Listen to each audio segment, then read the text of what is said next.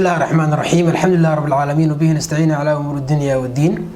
ومركل إيو برنامج كيني حكرسي كارهانا قيبتي سوكوبيدا إيو غرفينتا بواقتا وحينو مانتا فعلين دونا أما فلقين كوما كبحين دونا بوغانا لحظو Getting Somalia Wrong بوغو حكو قريه اللغة إنجليشكا marka gabadh ajaaniba oo la yiraahdo Mary Harper ayaa buuga soo saartay oo qortay Getting Somalia Wrong hadaynu marka sida uu yahay typical oo macneeyno wuxuu noqonayaa qalad fahanka Soomaalida laakiin hadaynu isku darayno erbixin raadino waxa ugu qurux badan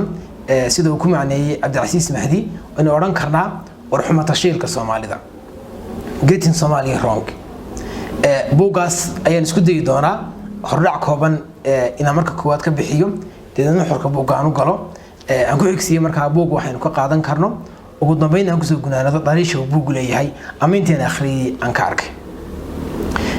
buug waxa la soo saaray 2012 waxa soo saartay Mary Harper oo ah gabadh ajaaniba 30 sano u dambeysay ku noolayd dalkeena waxna ka qoraysay muddo fara badan marka daraasadeysay waxyaabaha dhaqanka Soomaalida iyo taariikhdeeda iyo hidaha iyo waxyaabaha la midka la xiriira waxay dhawaan soo saartay sanadkii kal hore ina dhaafay 2019 buug la yiraahdo Everything I Told You Is True oo ay shaab ka qortay inta badan marka meel kala duwan wax ku qortaa arrimaha Soomaalida aad buu daraasaysaa jaamacadda Cambridge iyo Africa Oriental Studies-na waxbay ka baratay waqtiyadii hore Mary kuma cusba kaliya inay Soomaalida wax ka qorto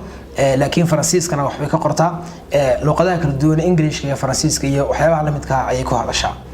luqadda Soomaaliga marka in badan way ka taqaanaa mudooyinka badan marka aad buu jeceshahay marka buugu wuxuu ka mid yahay buugta la yiraahdo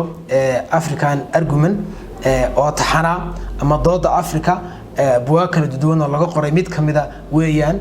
oo buuga laga soo saaray buugu ciwaankiisu waxa weeye marka warxuma tashiilka Soomaalida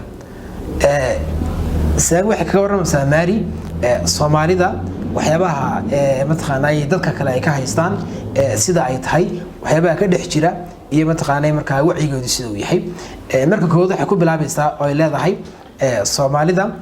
wax ka badan qas iyo qalalaase iyo dagaal iyo qax wax ka badan bay leedahay waxay soo qaadanaysaa oo leedahay Soomaalidu waxay ku yaalaan meel qaniya badda Afrika ugu weyn ay leeyihiin xoolo badan ay dhaqdaan geel ayaa ugu caansan uguna jecel yihiin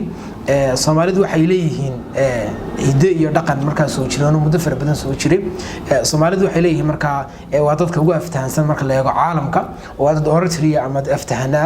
oo inta badan marka gabayada iyo dalkii gabayada loo yaqaano marka si guud waxay u eegaysaa marka cutubka koowaad oo ay leedahay waxa jira Soomaalidu wax ka badan oo ay leedahay qas qalalaase iyo dagaal waxay tilmaamaysaa marka dhaqanka Soomaalidu sida uu yahay inta badan waxa leedahay ragga Soomaalidu majority-gooda wax cunaan qaadka oo ay jecel yihiin inta badan iyaga marka xaafadda u shaqeeya waa dhaqanada Soomaalida ay ka mid tahay Mary markay si guud uga waranto inayna Soomaalidu kaliya lahayn qalalaase iyo dagaal iyo waxyaabo la mid ah waxay u galaysaa marka taariikhda Soomaalida iyo qabiilooyinka iyo waxyaabaha la midka taariikhda Soomaalida waxay ka soo bilaabaysaa gumeystii waqtigii uu joogay oo waxay leedahay Soomaalidu gumeystii markii uu dalka yimid shan buu qaybiyay kala duwan shantii muddo fara badan haystay shantii muddo kadib saddex baa xornimo helay labana waqtiga waxay ku sii jireen gacantii gumeystaha waxay ka warramaysaa marka dawladii siyaadada dhacday iyo qaabkii uu dhacday iyo qaabkii uu dalka ula wareegay afkambigii marka dhicisoobay siyaadna waxa ku tilmaamaysaa marka inuu ahaa nin dal dhisay laakiin dadkii burburiyay marka waxa ku sheegaysaa nin mataqaanay marka inta badan dadkiisii gumeeyay dalkiisina dhisay hadii marka qofku dadkiisa uu gumeeyay dalkana uu dhiso muhiimad fara badan marka ma qabanin Mary marka inta laga yimaado waxay u galaysaa marka nabadda iyo waxyaabihii ka dambeeyay dagaalada inta ay dhaceen iyadoo waxa dalka timiday waqtiyada ay dagaaladu dhacayeen 1990kii ay dalka timiday qoraalka iyo warbixinada iyo waxyaabaha la midkaana xilligaas ayay bilowday Mary Harper marka waqtiga ay dalka timiday dawladdiisa markay dhacday waxay ka waramaysaa xogaa kooban oo ku saabsan Soomaaliland iyo sida ay u dhalatay iyo xilliga xornimada lagu dhawaaqay iyo qaabkii loogu dhawaaqay iyo nabadda ay hadda Soomaaliland haysato ee markaa muddada fara badanna ay ku jirtana xogaa kooban bay ka bixinaysaa Mary oo ay leedahay Soomaalida lafteedu ma wada aha dad colaad iyo wax ku jira laakiin meelaha qaar xataa waxay jirta nabad ka jirto oo ilaa hadda nabdoon baa jira cutubka saddexaad Mary waxay u galaysaa waxa loo yaqaan markaa islaamiyiintii dalka markaa qabsaday wixii ka dambeeyay dawladdiisii markaa ay dhacday waxay ka waramaysaa ururkii al-Ittixaad waxay leedahay laba qodob ayaa ugu muhiimsanaa wixii al-Ittixaad dalka u qabsadeen ay markaa xukunkana u doonayeen qodobka koowaad wuxuu ahaa ajaanibka dalka soo galaya inay ka ilaaliyaan noocay doonaan baha ahaadaan kuwa ugu dhow Itoobiya ha ahaadaan ama kuwa shisheeye ha ahaadaan inay dalka shisheeye ka ilaaliyaan waa qodobka koowaad buu ahaa qodobka labaad wuxuu ahaa in shariicada islaamka dalka ku maamulaan maadaama waqtigaasi hore shuuciyada dalka lagu xukumayay muddo fara badan markaa dalku ugu jeey qallaasay in shariicada islaamka ku soo dabaalan qodobkooda labaad ayuu ahaa Mary markay xogaa kooban ka soo warantay islaamiyiintii waxay u galaysaa al-shabaab iyo sida ay u dhalatay al-shabaab inta badan waxyaabaha ma taqaanay marka lagu dhalilo way ku dhalilaysaa laakiin waxaad moodaa hal qodob inay ku soo gabanayso al-shabaab diinta islaamka waxyaabaha ku soo gabanaysa waxa kamid ah xukunada ku yaala diinta islaamka haday tahay xadka sinada haday tahay xadka jildiga haday tahay xadka qofku markuu xaday gacanta laga gooyo oo diinta islaamka toos uga taala hadii ay tahay marka waxyaabaha la midka lagu dhaqmay islaamka xijaabku kamid yahay garhku kamid yahay oo diinta islaamka shaacirteeda kamid ah waxaad moodaa marka inay dhulka la dhacayso Mary deedna ay aad u dhalilayso xukunada al-shabaabna ay ku sheegayso marka taas wax kamid ah waxyaabaha Mary ay doonayso intay taariikh qurux badan nooga soo warantay diintii marka dhexda kaga dhacayso deedna ay dhalisho marka ay rabto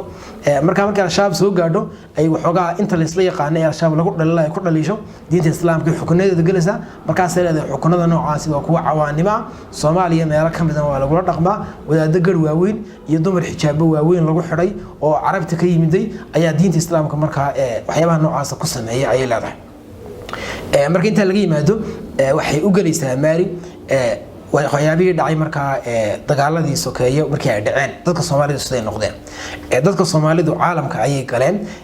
marka qarankiina wax loo bixiyay qaran burburay markii qarankii la yiri Mary waxa leedahay qaran burburay kaliya ma ahayn laakiin waxa jirtay Soomaalidu waa dadka ugu maskaxda badan marka la eego dhinaca ganacsiga oo ganacsiga wadamo kala duwan bay ku leeyihiin hal abuur ganacsi oo la yimaadeen meel wanaagsan ay ka gaadheen marka waxa jirtay bay leedahay dadka Soomaalidu marka la eego xagga hal abuurka ganacsiga iyo hogaaminta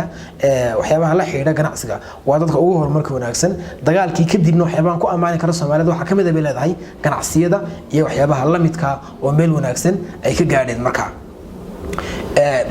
xalqada dambe ayuu halka ka sii wadi doonaa isla buugan insha Allah ta'ala intaynu kan la mid ku kulmi doono oo isla buugan qaybta labaad assalaamu calaykum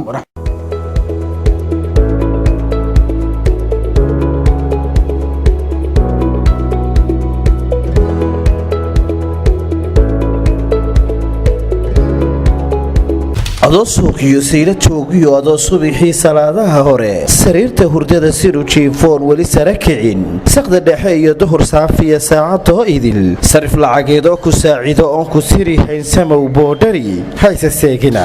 yaa salaam boodhari money exchange